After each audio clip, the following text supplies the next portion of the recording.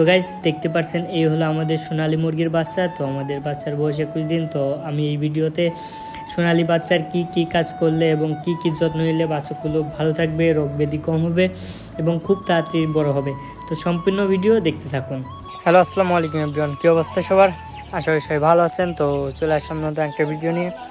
তো আজকে আমি দেখাবো যে সোনালী মুরগির বাচ্চার কি যত্ন নিলে তারা সঠিকভাবে বড় হবে, রোগবালাই কম হবে এবং খুব সহজে লাভ করা যাবে এটা চাষ বা পুষে, সোনালী বাচ্চা পুষে। তো চলেন শুরু করা যাক ভিডিও।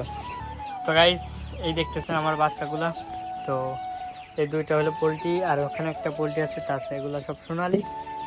তো আমি কি কাজ করি সম্পূর্ণ এই ভিডিওতে বলবো। তো আপনারা যারা সোনালী পুষতে চান বা সোনালী বাচ্চা পুষতে চান বা পোলট্রি পুষতে চান, তারা প্রথমত যারা আনার এক সপ্তাহ আপনারা বোর্ডিংয়ে রাখবেন। যে বোর্ডিং 200 ওয়াট 100 ওয়াটে ভাল দিয়ে এক জায়গায় ছোট করে তে রাখা, ওর ভিতর মুরগির বাচ্চাগুলো রাখা, যাতে হিটটাতে মুরগির বাচ্চার গায়ে লাগে এবং তারা সুস্থ থাকে। এবং ওষুধ ব্যবহার করবেন 1 সপ্তাহ 10 দিন। তো আমার এই মুরগির বয়স এখন 21 দিন। তো আমাদের মুরগির বয়স মুরগি প্রায় 1 পোয়া ওজন হয়ে গেছে। তো দেখতেই পাচ্ছেন আপনারা।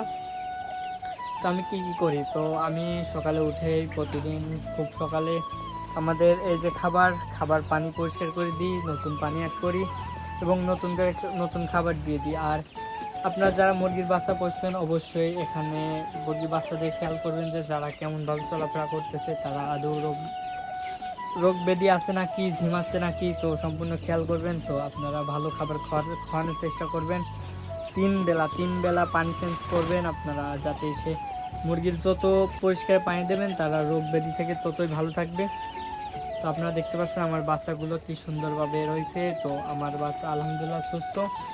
তো দেখতে পাচ্ছেন। তো আমরা এখন নতুন করে খাবার দিয়ে দিব। তো খাবার দিচ্ছি। তো আমরা এখন নতুন পানি দিয়ে দিব, যাতে সারা রাতের জন্য। তো চলেন পানি দেওয়া যাক।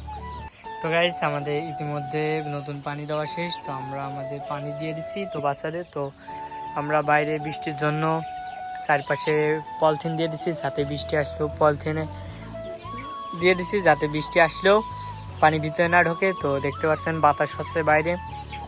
তো দেখতে পাচ্ছেন আপনারা এভাবে করলে আমার মনে হয় আপনারা বাচ্চা পোষে ভালো লাভ করতে পারবেন। তো দেখতে পাচ্ছেন বাচ্চাগুলো খাচ্ছে।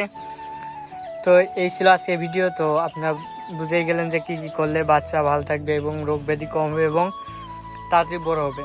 তো আজকের মতো এটুকুই। সবাই ভালো থাকবেন, সুস্থ থাকবেন। আল্লাহ হাফিজ।